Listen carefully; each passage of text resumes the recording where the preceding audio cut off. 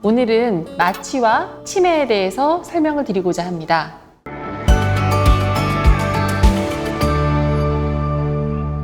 안녕하십니까. 저는 한양대학교 신경과에서 근무하고 있는 대한치매학회 전 정보의사 김희진이라고 합니다. 주변의 나이 든 어르신들의 경우 전신 마취를 해야 하는 큰 수술 뒤에는 회복도 느리고 마취 후에 기억이 저하되고 치매 증상이 나타나기도 합니다. 전신 마취 후에 정말 치매가 더 걸릴까? 이런 의문을 가지시는데요. 결론부터 말씀드리자면 아직까지 연구 결과들로는 수술 후 기억력과 사고의 저하는 있을 수 있지만 마취와 치매와의 관계는 분명하지 않다는 것이 결론입니다. 전신 마취 후에는 기억력이 잠시 저하되는 증상이 있을 수 있는데 전신 마취와 치매가 생기는 것에 대한 관계는 굉장히 복잡합니다. 어떤 사람들은 전신 마취가 아니라 수술 그 자체가 기억력에 영향을 미친다고 합니다. 수술은 나이 든 사람들에게는 염증과 같은 고위험의 합병증을 수반할 수 있고요. 나이 든 환자의 경우에는 염증으로부터 자신을 보호하고 손상을 치료하기가 굉장히 쉽지 않을 수가 있는데 의사들은 이를 노화의 지표로 측정을 합니다. 연구에 의하면 노화 점수가 높은 나이 든 환자들이 합병증, 단기간의 사고와 기억 문제가 더 많고 수술 후 입원 기간이 더 길어질 수 있기 때문에 그렇습니다.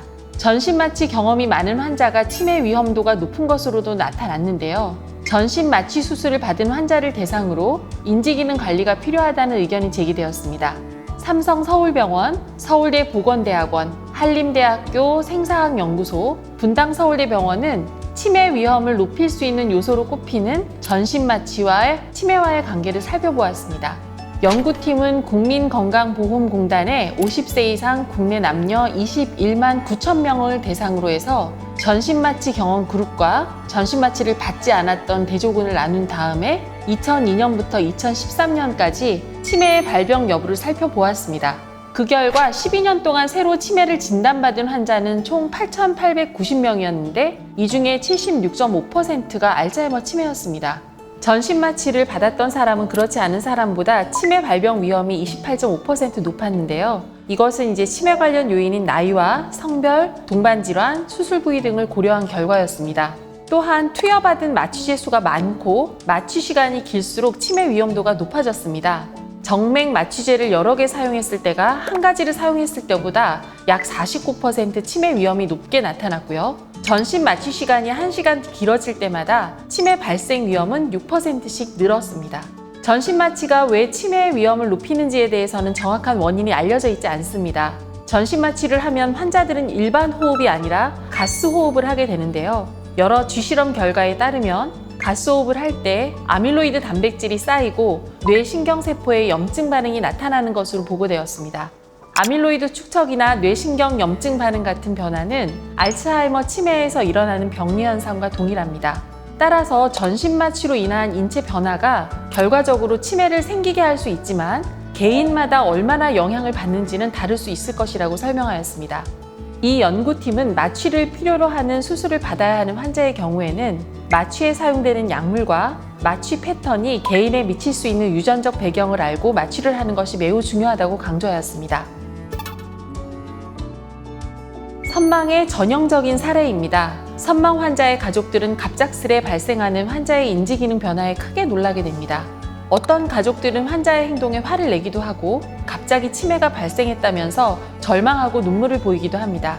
하지만 의학적인 관점에서는 선망과 치매는 다르게 보아야 합니다. 물론 선망과 치매가 비슷한 인지기능의 저하를 보이지만 증상을 보이는 상황에서만 평가를 하면 단면 연구에서 인지 저하의 정도로 둘을 감별하기는 매우 어렵습니다. 대개 선망은 일시적이고 수일 후에는 본래의 상태로 회복이 되지만 치매는 만성적으로 지속되고 점차 악화되는 경과를 보입니다. 선망과 치매의 감별에서 가장 유용한 부분은 증상의 발생과 경과입니다. 선망은 갑작스럽게 발생하고 수일 내에 심해지고 다시 호전됩니다. 하지만 치매는 수개월, 수년에 걸쳐서 서서히 인지 저하가 나타나게 되는데 기억력, 언어 능력 저하가 혼재되어서 나타납니다. 건강 악화에 관련되어서 갑자기 발생하는 증상은 선망을 의미하고요. 지속적이고 점차적으로 나타나는 인지 저하는 치매를 시사합니다. 치매 환자에서 선망이 동반되는 경우도 흔히 있는데 이때는 전문의의 감별을 요하고 치료가 필요합니다. 선망은 의식 저하가 동반될 수 있는데 혼수 상태처럼 주변의 반응이 떨어지는 경우가 종종 나타납니다. 치매에서는 주변의 반응이 떨어지는 의식 저하는 거의 말기에 나타나는 증상으로 갑작스러운 의식 저하는 다른 이상을 의미합니다. 선망은 증상의 변동이 매우 심해서 대화가 잘 되다가도 갑자기 이상한 모습을 보일 수 있습니다. 반면에 치매는 비교적 지속되는 증상으로 만성적입니다. 선망에서는 낮 시간에 의식 저하, 저활성을 보이다가 밤에는 이상 행동이 굉장히 심해지는 것이 일반적인 양상입니다. 망상 환각은 선망에서 굉장히 두드러지고 치매에서는 말기 치매 이후에서 나타날 수 있습니다. 선망과 치매는 일반적으로 다른 질환이지만 일부 연관성이 있습니다. 선망 증상은 65세 이상의 나이에서 주로 발생하는데 기존의 인지기능 저하를 가진 환자에서 더욱 흔하게 발생합니다. 인지기능 저하를 보인다는 것은 뇌가 취약하다는 것을 의미하는 것인데요.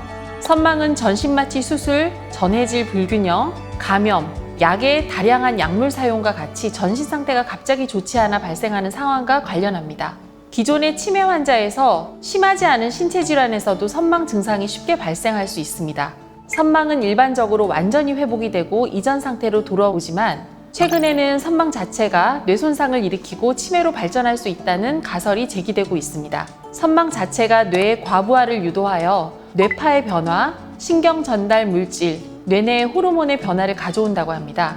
건강한 뇌에서는 일시적인 변화로서 본래의 상태로 회복이 가능하지만 취약한 뇌에서는 기능 이상을 불러오고 결과적으로 치매로 진행할 수 있습니다. 그래서 고위험군 노인 환자에서는 선망을 예방하는 것이 중요합니다.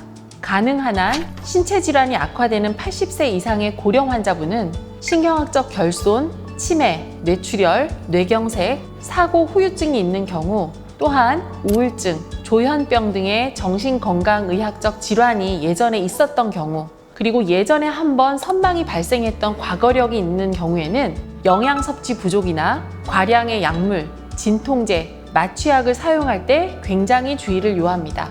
전신 마취가 치매 위험을 높인다고 피할 수는 없지만 불필요한 마취를 줄이고 마취 시간을 단축시키는 방안을 생각할 수 있습니다. 전신 마취 환자가 치매 고위험 대상임을 확인한 만큼 이들을 대상으로 해서 적극적으로 기본 인지기능 검사를 해서 치매로의 전환을 예방해야 될 것 같습니다. 감사합니다.